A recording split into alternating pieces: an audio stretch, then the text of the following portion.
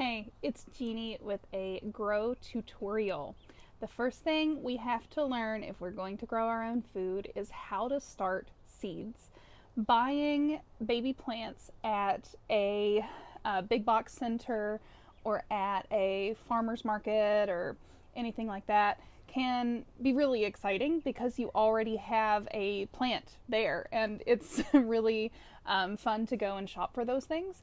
But if you're working on a budget, it is so much more cost effective to start your own seeds. And I think it's just really rewarding because not only do you know where the seed, the entire growing process, you know exactly what has gone into that seed all the way through to hopefully fruiting or leafing or whatever you're aiming for.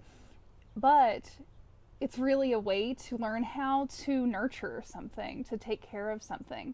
When there's literally just a box of dirt or a pot of dirt and you don't see anything, it can be really easy to forget to water or to, just kind of brush it off for a day.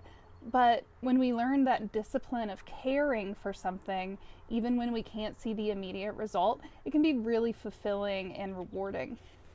So that's what we're going to learn how to do today. So I am going to start by showing you what I've brought with me today. First of all, we have some seeds. The wind is kind of crazy out here on my back porch, so I hope they don't blow around too much. As I say that, it's starting to blow some more. We have different sizes of seeds here, all the way up to our beans, our big guys, and our little tiny lettuce seeds. And I had chamomile, but it went away. It blew away.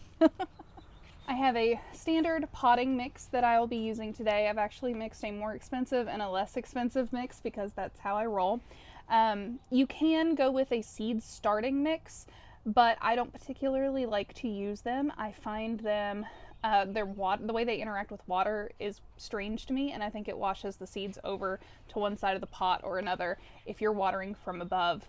If you're watering from below, it would probably fine. The whole point of a seed starting mix is that it is very poor medium in terms of like fertilization, because anytime you have fertilization with seedlings, you're not only promoting the growth of the plant, but you're promoting the growth of bacteria. So you want to start with a relatively poor soil. I like to start with potting mix because I know that I have sanitized the pots. I am working with new mix, so it doesn't have a lot of yucky stuff in it. I just know where it's coming from, so I'm not going to worry about it. You could probably start your seedlings, if you absolutely had to, if you're working on a very strict budget, with something like, dirt out of the ground.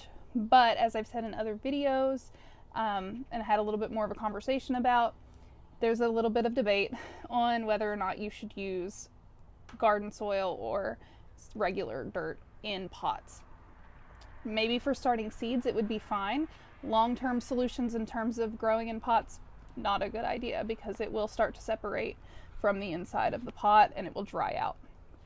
So I'm just starting with a regular potting mix. I also have some odd little recycled containers because I wanted to tell you, you do not have to start with your pots like this, with your seed starting kits. You can start with toilet paper or paper towel rolls. This is just a takeout container. I actually gave some seedlings to a friend the other day in a container like this. It just had some holes poked in the bottom. If you want to use the toilet paper holder, you simply cut some little slits, 4 slits around the pot, and then fold them in just like you would fold closed a box. So I'm just folding them like this, folding them all in, and I will actually fold them all the way through.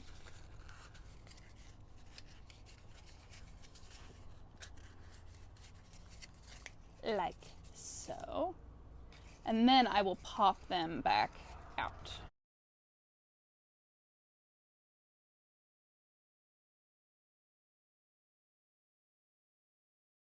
Like so. And then that sits down like a good little pot. With biodegradable things like paper or eggshells, a lot of folks will say, you can pop these right in the ground. I have not had a lot of good luck with that, mostly because I don't think they will disintegrate in time to actually not inhibit your root growth once you plant in a larger pot. So I would recommend still taking the soil with the root ball out of the container before potting. You could throw this in your compost bin afterwards if you wanted to. It is still a greener option than using plastic. We try to use as little plastic as possible or reuse it as much as we can, but I do not recommend using eggshells or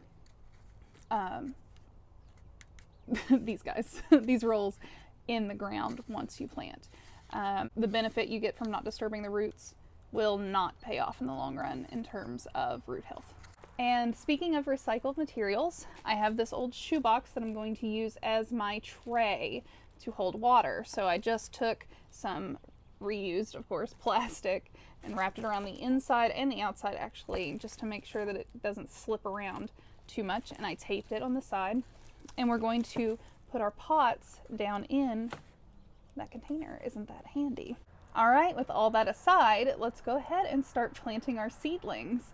So any gardener's best friend when they are starting from seed is the seed packet, okay? It's not only going to show you what type of seed you have, including, more specific details about the genus of the seedling, but on the back, there's often a lot of information. It will often tell you, not on this one necessarily, no, not on this one, but it will tell you what zone you're in. It'll have a map of the United States, have what zone you're in, and when you should either plant inside to eventually go outside or to just sow in ground. Here's some additional information that's very helpful that you'll get off of your seed packet.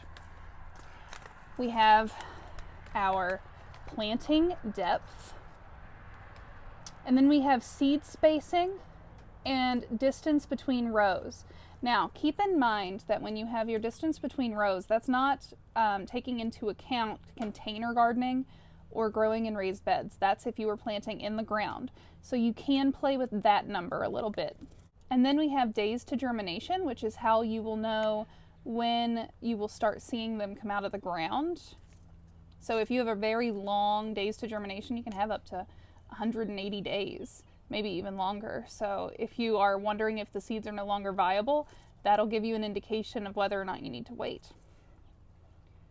Spacing after thinning. So once we plant our seedlings, we will eventually want to thin them out to give the really healthy guys a good chance.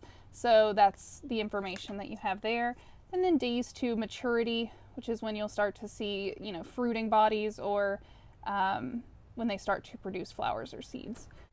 All right, so in terms of planting depth, if you don't have the seed packet, like if you got these from someone, a very good rule of thumb is how deep you would plant it in the soil is relative to its size. So I would plant these lettuce seeds very, very shallowly on top of the soil.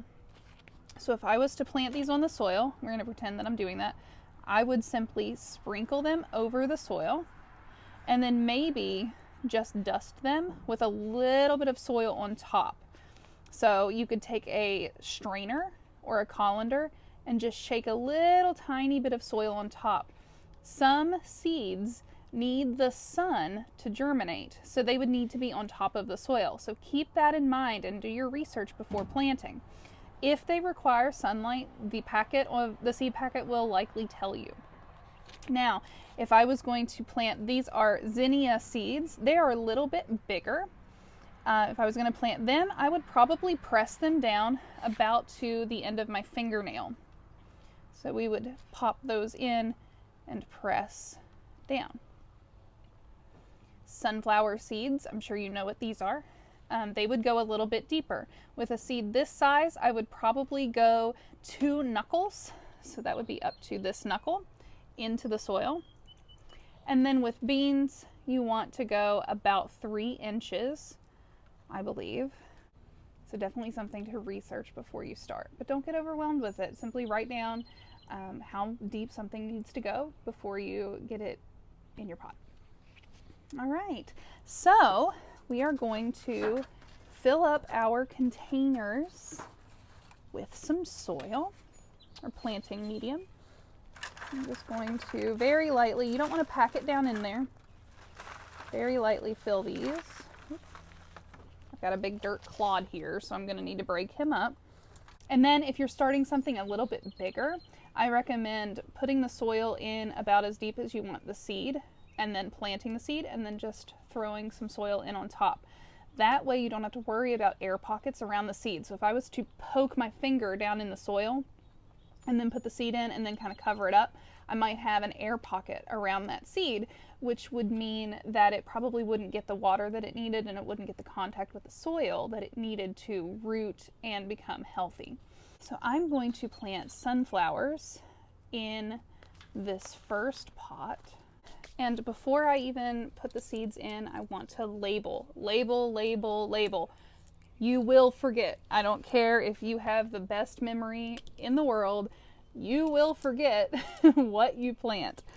I use paint markers because I just want to write on the side here. I don't want to buy a bunch of plastic markers that go in on top of my seedlings or in the side of the pot.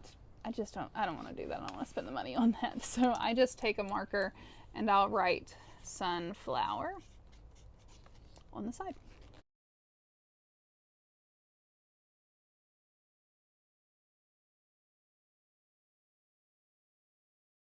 Now that I have my seedlings in under the soil, I'm just going to tap them to make sure that they have a good contact with the soil, and then I'll place them in the box. So now I'm going to pot my zinnias. I got these zinnia seeds last year, so they are fine for this growing season. But something to keep in mind when you're starting seeds and you have older packets. The packet will have the year that it was processed or the growing season that it's meant for. The rule of thumb with seeds that are older than a year is that you lose 10% of your viability every year. So it can be necessary to plant a little bit thicker in your pot. And then if you have an overabundance of sprouts, just pull out some of the shorter ones. But you will lose 10%. So let's say in this lettuce pack, I had 100 seeds. This pack is from 2017. So that's now, because it's 2020, 3 years for me.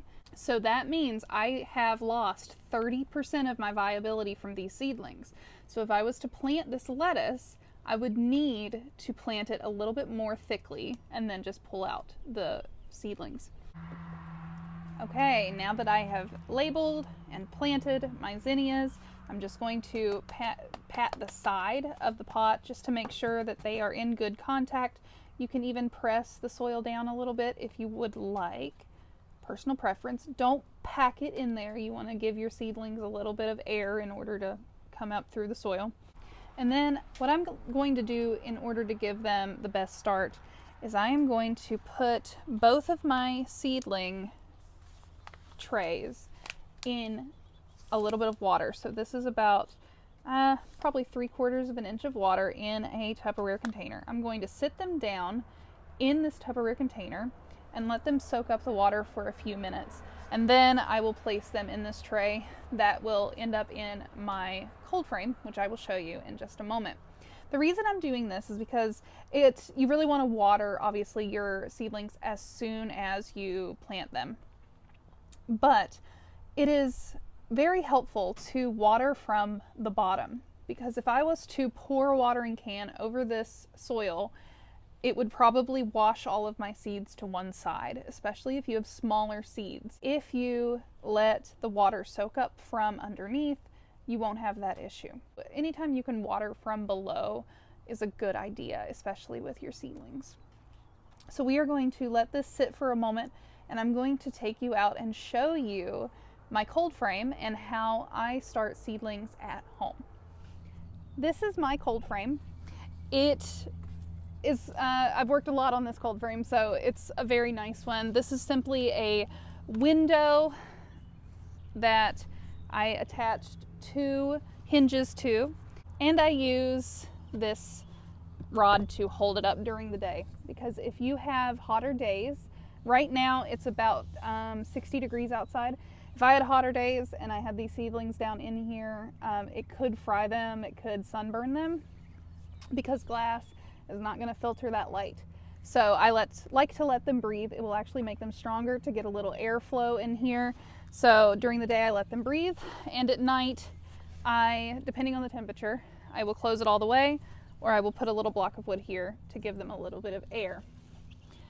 Now, you don't have to have a super fancy cold frame like this. You can start a lot of seedlings on your windowsill if you have a southern facing window. You can also use a Tupperware container, so I'm going to show you how to do that. So I'll admit, I am a little bit of an optimist when it comes to gardening, to the point that it's not necessarily realistic. So I actually planted this tomato plant a little early. We're actually going to have another frost this weekend, so it's very early for this tomato plant. So at the end of each day, I will take this Tupperware container and place it over this tomato plant and put a rock on top just to make sure the wind doesn't carry it off. And I use this as a mini greenhouse. You could do the same thing with your seedlings. If you don't want to buy a cold frame or build a cold frame, all you have to do is take the lid of the container, place it down, put your seed trays in that lid. It could possibly hold water, so you could water from the bottom as well, and then place this Tupperware container upside down on top of that lid, and you have a lovely little greenhouse. Keep in mind that you will want to vent this, so during the day I will just take this off of my tomato plant, but you could also, if it was a little bit chillier, you could just prop up the side and let that air flow in. So that's a very cheap alternative to buying or building a cold frame. Okay, once you've done all the easy stuff, it then becomes time for some tough love. So I planted these eggplant seeds about 2 months ago, and they've been in my cold frame doing really well. They're obviously healthy, but they are a little bit thickly planted. So this is not something you're going to enjoy doing if you're anything like me. But I do have to thin these out, because if I was going to give the most healthy seedlings the best chance, they cannot be crowded like this. So you see our first little pocket here. He has 5 seedlings coming up. Okay, so we're going to have to pull the guys that are not doing as hot to give the healthy guys the best shot.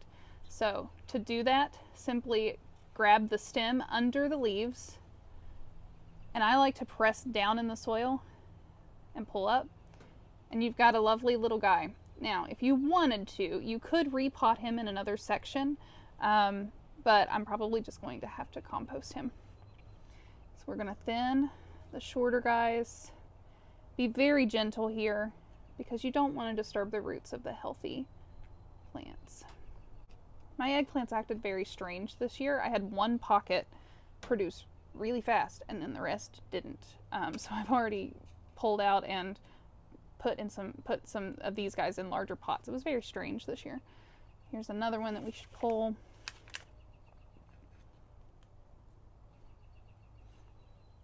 Okay. So this is looking okay. I probably should yank this guy because there's 3 in this one, but it's hard. It's hard to do. I think we think of these little guys as our pets or our family members sometimes. If you're anything like me, you get sentimental. But it's best for the plant and gives it the best shot of success. So there they are, a little bit more thin. These guys will be able to develop stronger leaves. They will be able to develop better root systems. Okay, that's all I have today. So I am going to go put my new guys in the cold frame, and we will wish them the best. And I wish you the best luck in starting your gardening journey. Happy growing. Thank you.